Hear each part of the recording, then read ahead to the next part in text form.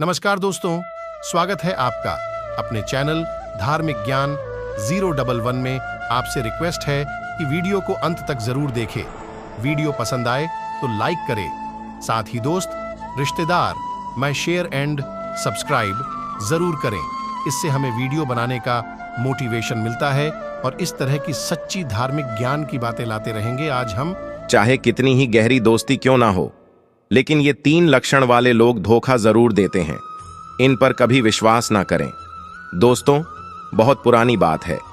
किसी गांव में एक गरीब ब्राह्मण रहता था। वो इतना गरीब था कि परिवार के लिए 2 वक्त का भोजन भी नहीं जुटा पाता था। वहीं दूसरी ओर इनका बड़ा भाई भी गरीब था और बड़े भाई का जो पत्नी थी वो बहुत ही ज्यादा स्वार्थी, लालची और चालाक थी। दोस्तों, बड़े भाई की जो पत्नी थी उसके मन में एक विचार आता है कि क्यों ना हम अपने घर द्वार को बेचकर प्रदेश चले जाएं। तब वो अपने पति को ये सभी बात बताती है और उनसे ऐसा करने को कहती है कि आप साथ में अपने छोटे भाई के हिस्से का भी जमीन उसे बिना बताए ही बेच दीजिए और उसी रात को हम लोग प्रदेश चले जाएंगे और वहीं जाकर अपना व्यवसाय शुरू कर लेंगे, जिससे हमारा गरीबी खत्म हो जाएगा। उसका पति ने बिल्कुल वैसा ही किया जैसा उसकी पत्नी ने उससे कही थी, जिस वजह से उसका जो छोटा भाई था वो और भी ज्यादा गरीब हो गया। अब उसके पास रहने के लिए अपना घर भी नहीं बचा जहां वो रह सके। फिर उन्होंने अपने पत्नी को मायके भेज दिया और वो धन कमाने की इच्छा लेकर प्रदेश को चल पड़ा और उसने जरूरतों की कुछ चीजें अपने साथ में रख ली। चलते चलते जब वो जंगल के रास्ते से गुजर रहा था तो उसे एक कुआं नजर आया। कुएं को देखकर उसे प्यास भी लगने लगी और जब कुएं में उसने झांक कर देखा तो उसे पानी तो नहीं नजर आया, लेकिन शेर, बंदर, सांप और एक स्त्री दिखाई दिया। ऊपर से एक मनुष्य को झांकते हुए देखकर शेर बोला, अरे भाई, तुम कौन हो? बड़े ही अच्छे समय पर आए हो। कृपा करके मुझे इस कुएं से बाहर खींच लो। कई दिनों से मैं इस कुएं में पड़ा हूं। मुझे निकालकर मुझ पर यह एहसान कर दो। दोस्तों, शेर की प्रार्थना सुनकर ब्राह्मण कहने लगा, ऐ शेर, क्या तुम मुझे मूर्ख समझ रहे हो जो मैं तुम्हें कुएं से बाहर निकाल दूं? अगर मैंने तुम्हें बाहर निकाला तो क्या तुम मुझे मारकर खा नहीं जाओगे? तुम एक हिंसक पशु हो और हमेशा से ही मेरे शत्रु हो। मैं तुम पर विश्वास नहीं कर सकता। तब शेर बोला, अरे भले आदमी, मैं खुद मुसीबत में हूं। मैं आपको भला क्यों नुकसान पहुंचाऊंगा? आप तो मुझसे बेवजह ही डर रहे हो। मित्रों, कहानी में आगे जानते हैं, लेकिन उससे पहले हे राम, जो भी भक्त इस वीडियो को लाइक करे और चैनल को सब्सक्राइब करके कमेंट में जय श्री राम लिखे, उनके घर में धन की कभी कोई कमी ना रहे, उनका घर हमेशा खुशियों से भरा रहे।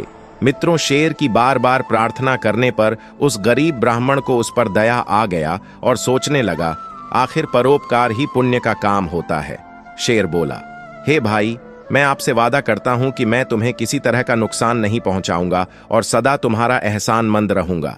फिर ब्राह्मण ने सोच विचार करने के बाद कुएं में रस्सी डालकर शेर को कुएं से निकाल दिया। कुएं से बाहर निकालने के बाद शेर ने ब्राह्मण को धन्यवाद दिया और बोला, मैं आपका यह उपकार कभी नहीं भूलूंगा। मैं पहाड़ के उस पार रहता हूं। आप पर कभी भी मुसीबत आ जाए तो आप मेरे पास चले आना। मुझसे जितनी हो सकेगी मैं आपका मदद अवश्य करूंगा। दोस्तों, इसके बाद कुएं के अंदर से एक बंदर की आवाज आती है। बंदर कहता है, ओ भले आदमी, मुझे भी कुएं से बाहर खींच लो। मैं भी आपका सदा आभारी रहूंगा। दोस्तों, ब्राह्मण ने रस्सी डालकर बंदर को भी कुएं से निकाल दिया। फिर बंदर ने भी उसे धन्यवाद दिया और कहा कि मैं उस पहाड़ी के पीछे एक बगीचे में रहता हूं। आपको कभी भी मेरी जरूरत पड़े तो आप मेरे पास चले आना। मैं आपकी पूरी मदद करूंगा। इतना कहकर बंदर भी वहीं खड़ा हो गया। तभी कुएं के अंदर से सांप ने आवाज लगाई, हे ब्राह्मण देवता, जिस तरह से आपने शेर और बंदर को निकाला है, मुझे भी निकालकर मुझ पर भी एक उपकार कर दो। तब ब्राह्मण बोला, ना बाबा, ना तुम तो एक सांप हो, कहीं मुझे काट लिया तो? सांप बोला, अरे भाई, कैसी बातें करते हो? क्या कोई अपने मददगार को कभी नुकसान पहुंचाने के बारे में सोच सकता है? ब्राह्मण बोला, अरे सांप, मैं तुम पर यकीन नहीं कर सकता।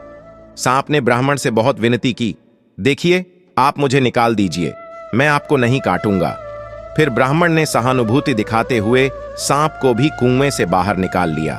सांप भी ब्राह्मण का खूब धन्यवाद किया और कहा, भाई, अगर आपको कभी किसी मुसीबत का सामना करना पड़े तो आप मुझे याद कर लेना। मैं उसी क्षण आपके पास आकर आपकी सहायता करूंगा। ब्राह्मण ने कहा, ठीक है, ऐसा समय आएगा तो मैं तुम्हें जरूर याद करूंगा। और तभी कुएं के अंदर से एक स्त्री की आवाज आती है। वो स्त्री कहती है, अरे भाई, मुझे भी कुएं से बाहर निकाल लो, मैं तुम्हारा ये एहसान कभी नहीं भूलूंगी। ब्राह्मण उस स्त्री को भी निकालने के लिए कुएं में रस्सी डालता है। तभी सांप ने कहा, आप इस स्त्री की सहायता मत करो, ये आपके बिरादरी का जरूर है, पर बहुत ही नीच स्त्री है। बंदर और शेर ने भी सांप के बातों का समर्थन किया कि देखो भाई, अगर इस स्त्री की मदद करोगे तो तुम बहुत बड़ी मुसीबत में फंस जाओगे। ये स्त्री बड़ी ही नीच है, जो इसकी मदद करेगा ये उसी की जड़ काटती है। इतना कहकर शेर, बंदर और सांप ब्राह्मण से विदा लेकर चले गए। उनके जाने के बाद वो स्त्री गिर गिरा कर बोली, अरे भाई, तुमने शेर, बंदर और सांप की तो जान बचा ली, मेरी भी जान बचा लो, मैं तो आपके बिरादरी का हूं। तब ब्राह्मण बोला, हे स्त्री, तुम्हारी निंदा तो ये जानवर भी कर रहे हैं, इससे लगता है कि तुम एक मक्कारी स्त्री हो, मैं तुम्हारी कोई मदद नहीं करूंगा। वो स्त्री बोली, अरे भाई, आप उन जानवरों की बातों में ना आओ और मेरी मदद करो। दोस्तों, वो स्त्री बहुत रोई, चिल्लाई और गिड़गिड़ाई तो ब्राह्मण को उस पर दया आ गया। फिर ब्राह्मण ने सोचा, चलो निकाल देते हैं, और ब्राह्मण ने उस स्त्री को भी कुएं से बाहर निकाल दिया। फिर वो स्त्री ब्राह्मण को बहुत बहुत धन्यवाद दी और बोली, हे बंधु, आपने मुझ पर जो उपकार किया है उसे मैं 7 जन्मों तक नहीं भूलूंगी। तब ब्राह्मण कहता है, अरे बहन, इसमें उपकार जैसी क्या बात है, इंसान ही इंसान के काम आता है, लेकिन तुम कौन हो? तब वो स्त्री ब्राह्मण को अपना परिचय देती है, मैं एक सुनार की पत्नी हूं जो पास ही के शहर रतन नगर में रहता है। अगर कभी भी मेरे योग्य कोई सेवा हो तो मेरे घर जरूर पधारना। और इतना कहकर वो स्त्री भी चली गई। उस स्त्री के जाने के बाद ब्राह्मण पानी के तलाश में जंगल में आगे की ओर बढ़ा और फिर काफी देर तक चलने के बाद एक नगर में पहुंचा। वो शहर में पहुंच तो गया, लेकिन अब उसे नौकरी की तलाश थी। ब्राह्मण एक क्षेत्र की दुकान पर पहुंचा और सेठ से कहा कि आप मुझे कोई काम दे सकते हैं, मैं पूरी मेहनत और ईमानदारी के साथ आपका काम करूंगा। तब सेठ कहता है, माफ करना, मेरे पास अभी कोई खाली जगह नहीं है, कोई दूसरा दरवाजा देखो। फिर ब्राह्मण निराश होकर सेठ के यहां से लौटकर चला गया। उसके बाद ब्राह्मण ने नौकरी के लिए खूब दौड़ धूप किया, लेकिन उसकी तकदीर ने उसका साथ ही नहीं दिया। तब ब्राह्मण सोचने लगा कि अब मैं अपने बीवी बच्चों के सामने क्या मुंह लेकर जाऊंगा। मुझ जैसे बदनसीब के लिए अब आत्महत्या करने के अलावा कोई और रास्ता नहीं है। इस तरह से हताश होकर ब्राह्मण आत्महत्या करने को सोचने लगा। लेकिन तभी उसे शेर, बंदर, सांप और स्त्री के वचनों की याद आई और उसने सोचा, क्यों ना एक बार इन्हें भी आजमा कर देख लिया जाए, शायद ये मेरी कुछ मदद कर सकें। दोस्तों, फिर ब्राह्मण ने आत्महत्या के विचार को त्याग कर सबसे पहले बंदर के पास पहुंचा। बंदर ने दिल खोलकर उसका स्वागत किया और पेड़ से तोड़कर मीठे मीठे फल भी खिलाया। और बंदर ने कहा, आपका जब भी मन करे आप मेरे घर चले आना, मेरे घर का दरवाजा आपके लिए हमेशा खुला रहेगा। फिर ब्राह्मण ने बंदर से कहा, स्वागत तो बाद में भी होगा बंदर भाई, लेकिन पहले मैं वन के राजा शेर से मिलना चाहता हूं, क्या तुम मुझे उसका पता बता सकते हो? तब बंदर कहता है, हाँ हाँ, क्यों नहीं, आप पहाड़ी के नीचे चले जाओ, पहाड़ी के उस पार आपको सबसे पहले वनराज का ही गुफा मिलेगा, बंदर के। इतना कहते ही ब्राह्मण वहां से चला गया और शेर की गुफा के पास पहुंचा। और जब ब्राह्मण शेर के पास पहुंचा तो शेर खुशी से उसका स्वागत करने के लिए आगे आया और बोला, आपको यहां आते हुए देखकर मुझे बहुत खुशी हुई। मित्र, बोलो, मैं आपका क्या सेवा करूं? तब ब्राह्मण कहता है, हे भाई, मैं बहुत गरीब हूं, अगर मुझे कहीं से कुछ धन मिल जाए तो मैं अपने घर लौट जाऊंगा, वरना मेरे लिए खुदकुशी करने के सिवा कोई और रास्ता नहीं है। फिर शेर ने कहा, इतने निराश ना हो मित्र, आप यहीं ठहरिए, मैं अभी आता हूं। और इतना कहकर शेर अपने गुफा में चला गया। जब शेर गुफा से बाहर निकला तो उसके मुंह में सोने का सुंदर रत्न जड़ित हार था और शेर ने वो हार ब्राह्मण को देते हुए बोला, लो मित्र, इस हार को बेचकर आपको अच्छे पैसे मिल जाएंगे, जिससे आपकी सारी गरीबी दूर हो जाएगी। तभी शेर से वो हार लेकर ब्राह्मण ने उसे धन्यवाद किया और कहा कि सचमुच तुमने अपना वचन निभाया। इतना कहकर ब्राह्मण ने हार उठाया और शेर को विदा किया और वहां से लौट पड़ा। वापस लौटते हुए ब्राह्मण का मन खुशी से फूला नहीं समा रहा था। आखिरकार उसकी यात्रा सफल हो गई। ब्राह्मण सोच रहा था कि इस हार को अच्छे दामों में बेचकर मैं घर लौट जाऊंगा। मुझे वापस घर आया देखकर मेरी बीवी और बच्चे बहुत खुश होंगे। हार की बिक्री से खूब धन मिलेगा। अब हम सुख से दिन बिताएंगे। ब्राह्मण सोचता हुआ चला जा रहा था। दोस्तों, फिर वो सोचने लगा कि आखिर मैं इस हार को बेचूं तो कहां बेचूं। अचानक से उन्हें उस स्त्री की याद आई जिसे उसने कुएं से निकाला था। मैंने उसकी जान बचाई थी, वो इस मामले में मेरी सहायता जरूर करेगी। दोस्तों, फिर ब्राह्मण ने उस स्त्री की मदद लेने का निश्चय किया और रतन नगर पहुंचकर सीधा स्त्री के घर पहुंच गया। स्त्री ने जब उस ब्राह्मण को देखा तो वो खुशी से झूम उठी, कहने लगी, कैसे आना हुआ? फिर ब्राह्मण ने कहा, मैं तुम्हारे पास एक जरूरी काम से आया हूं। तो स्त्री कहती है, हाँ कहिए, मैं आपके किस काम आ सकती हूं? ब्राह्मण बोला, ए बहन, मेरे पास एक हार है। मैं चाहता हूं तुम उसे अच्छे दामों में अपने पति से कहकर इस हार को बिकवा दो। इतना कहकर ब्राह्मण ने अपनी जेब से हार निकालकर उस स्त्री के हाथ में थमा दिया। फिर उस स्त्री ने ब्राह्मण से वो हार लेकर के अपने पति को दिया और जब उसके पति ने उस हार को देखा तो वो सोचने लगा कि ये हार इसके पास कहां से आया। ये हार तो राजकुमार का है जो शिकार पर जाने के बाद आज तक वापस नहीं लौटा, और ये हार तो मैंने खुद ही राजकुमार को बनाकर दिया था। अब वो सोनार सोचने लगा और अपने पत्नी से बोला कि ये हार तुम्हें कहां से मिली है। तब उसके पत्नी ने कहा कि ये हार मुझे उसी ब्राह्मण ने लाकर दिया जिसने मेरी जान बचाई थी, और मुझसे बोले कि मैं इस हार को आपके द्वारा अच्छे दामों में बिकवा दूं। और तभी सोनार को राजा की कही गई बात याद आता है और वो अपनी पत्नी से कहता है कि राजा ने इस बात की घोषणा कर रखी है कि जो कोई मेरे पुत्र का पता बताएगा मैं उसे बहुत सारा इनाम दूंगा। और तभी स्त्री के मन में राजा द्वारा घोषित इनाम का लोभ जाग उठा और फिर स्त्री बोली, आप ये सभी बात राजा को बता दो।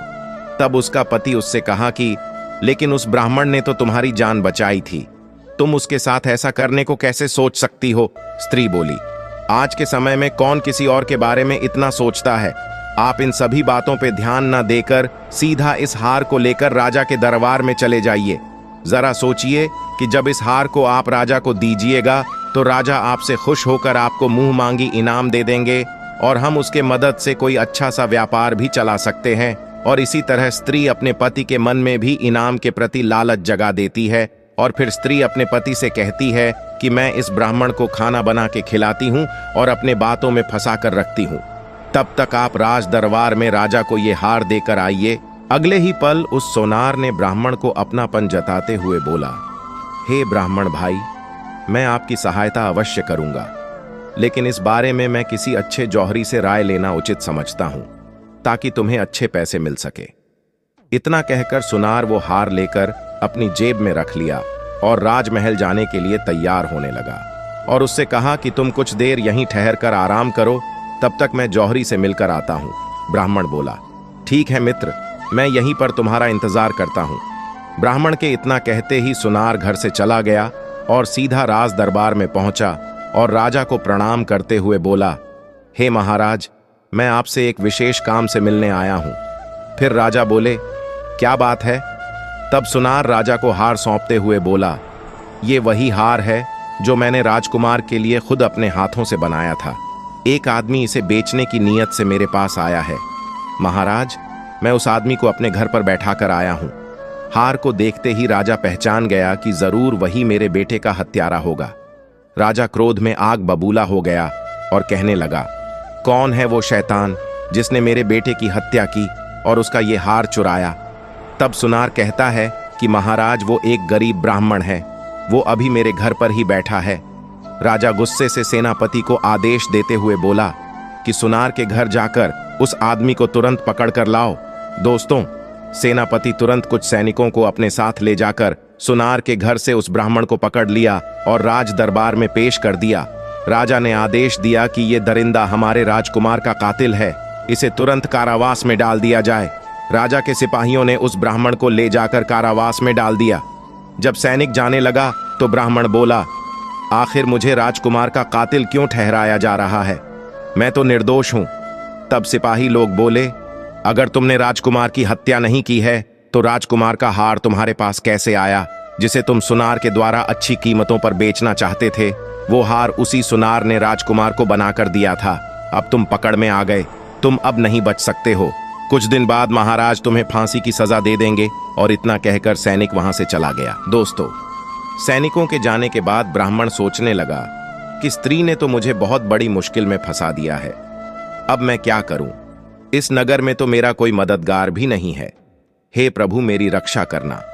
ब्राह्मण सोचने लगा, अगर मुझे फांसी हो गई तो मेरे बीवी बच्चों का क्या होगा? दोस्तों, तभी अचानक ब्राह्मण को उस सांप की बात याद आई और तब उसने सांप को याद किया। सांप उसके सामने प्रकट हो गया और कहने लगा, अरे मित्र, तुमने मुझे कैसे याद किया? तब ब्राह्मण ने कहा, मैं बहुत बड़ी मुसीबत में फंस गया हूं। राजा ने मुझे जबरदस्ती जेल में बंद कर दिया है और मुझे एक ऐसे अपराध की सजा सुना दी जो मैंने किया ही नहीं। तब सांप कहता है, ऐसा क्यों? ब्राह्मण ने शेर से हार प्राप्त करने से लेकर गिरफ्तार होने तक का सारा किस्सा उस सांप को सुना डाला। बोला, हे मित्र, अब तो मुझे बचा लो। तुमने मुझसे कहा था कि मुसीबत के समय तुम मेरे काम आओगे। अब तो मेरी जान पर बन आई है। मेरे लिए इससे बड़ी मुसीबत और क्या होगी? तब सांप कहता है, हे मित्र, मैंने तुमसे पहले ही कहा था कि उस नीच स्त्री की सहायता मत करो, वो तुम्हारे लिए मुसीबत बन सकती है। सांप उस ब्राह्मण को समझाते हुए कहता है, जो धन का अत्यंत लालची हो, पूर्व का बैरी हो, अनेक स्त्री पुरुषों में मन लगाने वाला हो, चाहे स्त्री हो या पुरुष, इनसे चाहे कितनी ही गहरी यारी क्यों ना हो, लेकिन ये 3 लक्षण वाले लोग हमेशा धोखा देते हैं। इन पर कभी आंखें बंद करके विश्वास नहीं करना चाहिए। सांप ने बोला, यदि आपने मुझे याद किया है तो मैं आपकी सहायता अवश्य करूंगा। और कहा, मुझे एक उपाय सूझा है। मैं चुपके से महारानी के कमरे में जाकर उन्हें डस लेता हूं और तब मेरे जहर से महारानी बेहोश हो जाएगी। फिर चाहे कोई कितना ही प्रयत्न क्यों ना कर ले, लेकिन महारानी किसी से भी होश में नहीं आ सकती और मेरे जहर का असर तब तक रहेगा जब तक आप अपने हाथों से उसके माथे को नहीं छुएंगे। लेकिन आप जैसे ही महारानी के माथे को छुओगे, तभी वो होश में आ जाएगी और राजा खुश होकर आपको छोड़ देगा, क्योंकि राजा अपने जान से भी ज्यादा रानी से प्यार करता है। वह उसे जिंदा रखने के लिए कुछ भी कर सकता है। दोस्तों, फिर सांप जेल की कोठरी से निकल करके रानी के कक्ष में पहुंचकर उसे डस लिया और रानी उसी वक्त चिल्ला पड़ी कि तभी सांप खिड़की के रास्ते से चला गया और इधर महारानी कक्ष में चीखती हुई बेहोश होकर गिर पड़ी। फिर राजा के सारे नौकर, सेवक, सेविकाएं महारानी के गिरते ही उनका आवाज सुन करके महारानी की मदद करने के लिए भाग खड़े हुए। और जब ये सभी उनके कक्ष में पहुंचे तो रानी ने बताया कि मुझे एक सांप ने काट लिया है। दोस्तों, फिर सेवक ने तुरंत राजा को सूचित किया कि रानी को एक जहरीले सांप ने डस लिया है और महारानी बेहोश हो गई है। जल्दी ही उनके उपचार की व्यवस्था कीजिए। राजा ने तुरंत एक सेवक को बुलाकर उसे राजवैद्य को बुलाने का आज्ञा दिया और राजा ने राजवैद्य से कहा कि वेदराज, मेरी रानी को बचा लीजिए। इन्हें किसी सांप ने डस लिया है। यदि मेरी रानी को कुछ हुआ तो मैं इनके बिना जीवित नहीं रह सकता। दोस्तों, वैद्यराज ने रानी का निरीक्षण किया और साथ में उनको कई तरह की औषधियां भी दी, लेकिन उनकी बेहोशी नहीं टूटी। तब वैद्यराज ने निराश होकर महाराज से कहा कि महारानी जी का उपचार अब मुझसे संभव नहीं हो सकेगा, क्योंकि जिस सांप ने इन्हें डसा है वो बहुत ही जहरीला है। इन पे मेरी कोई औषधि काम नहीं कर रही है। तब वैद्यराज ने महाराज को दिलासा देते हुए कहा, निराश मत होइए, अभी भी वक्त है। आप किसी अन्य वैद्य हकीम को बुलवा लीजिए, शायद उनके पास ऐसी कोई दवा हो जिससे रानी ठीक हो जाए। दोस्तों, अगले ही पल राजा ने महामंत्री को आदेश दिया। फिर महामंत्री फौरन ही पूरे राज्य में घोषणा करवा दिया कि जो भी महारानी का उपचार करके उन्हें ठीक करेगा, उसे मुंह मांगा इनाम दिया जाएगा। राजा के आदेश का ऐलान होते ही कई वैद्य हकीम महारानी का उपचार करने के लिए आए और उन्हें तरह तरह की औषधियां भी दी, लेकिन उससे कोई लाभ नहीं हुआ। महारानी की बेहोशी वैसी की वैसी ही बनी रही और अंत में तरह तरह की औषधियां देकर थक जाने के बाद सभी के सभी वैद्य लज्जित होकर ये कहकर लौट पड़े कि अब तो भगवान ही महारानी को बचा सकते हैं। वैद्य हकीमों का निराशापूर्ण उत्तर सुनकर राजा का दिल टूट गया और फिर वे मन ही मन में सोचने लगे कि भगवान महारानी पर यह कैसी आफत आ गई। दोस्तों, उधर जेल की कोठरी में कैद ब्राह्मण ने राजा का ऐलान सुना तो उसने पहरेदार से कहा, मुझे महाराज के पास ले चलो, मैं महारानी को ठीक कर सकता हूं। तब पहरेदार कहता है, अरे ब्राह्मण, जब अच्छी अच्छी वैद्य हकीम भी उन्हें ठीक नहीं कर पाए तो तुम भला एक हत्यारे होकर उन्हें क्या ठीक करोगे। फिर ब्राह्मण ने पहरेदार से विनती किया, आप एक बार मुझे महाराज के पास ले चलो, मैं सच कहता हूं, मैं रानी को बचा लूंगा। उसके बाद पहरेदार ने शीघ्र ही यह खबर राजा को दी। फिर राजा ने तुरंत पहरेदार के द्वारा ब्राह्मण को जेल से बाहर बुलाया और कहा, हे ब्राह्मण, मैंने सुना कि तुम मेरी रानी को जीवित कर सकते हो, लेकिन अगर तुम मेरी रानी को जीवित नहीं कर सके तो मैं तुम्हारा सर कटवा दूंगा। ब्राह्मण ने कहा, महाराज मुझे मंजूर है। दोस्तों, ब्राह्मण के बार बार विश्वास दिलाने पर राजा ने ब्राह्मण को रानी के कक्ष में पहुंचा दिया। फिर ब्राह्मण ने आस्था से अपना हाथ महारानी के माथे पर रखा और अगले ही पल महारानी बिस्तर पर से उठ बैठी। उनके बदन का नीलापन गायब हो गया और चेहरा भी बिल्कुल पहले की तरह ही चमकने लगा। तब राजा ने कहा, महारानी, आप इस ब्राह्मण की कृपा से जीवित हुई है। महाराज ने रानी के जीवित होने की खुशी में ब्राह्मण को क्षमा कर दिया और उससे उसकी असलियत पूछी तो ब्राह्मण ने सारी बात स्पष्ट रूप से महाराज को बताया। तब महाराज ने ब्राह्मण को खूब सारे पुरस्कार देकर उसे राज दरबार से विदा किया और उस स्त्री के साथ उसके पति जो सुनार था, उन दोनों को बुलवाकर जेल में डलवा दिया। दोस्तों, इसीलिए कहते हैं कि जो धन का अत्यंत लालची हो, पूर्व का बैरी हो, अनेक स्त्री पुरुषों में मन लगाने वाला हो, उन लोगों पर कभी विश्वास ना करें, ये जीवन में कभी भी धोखा दे सकते हैं। दोस्तों, मैं उम्मीद करता हूं ये कहानी आपको जरूर पसंद आई होगी। दोस्तों, यदि आपको यह वीडियो पसंद आई हो तो प्लीज आप हमारे चैनल को सब्सक्राइब अवश्य करें, वीडियो को लाइक करें और दोस्तों सच्ची श्रद्धा से कमेंट में जरूर लिखें, जय श्री राम, जय हनुमान, साथ ही देवों के देव, हर हर महादेव सदैव आप पर अपनी कृपा बनाए रखे। प्रिय मित्रों, वीडियो को अंत तक देखने के लिए धन्यवाद। जय श्री राम।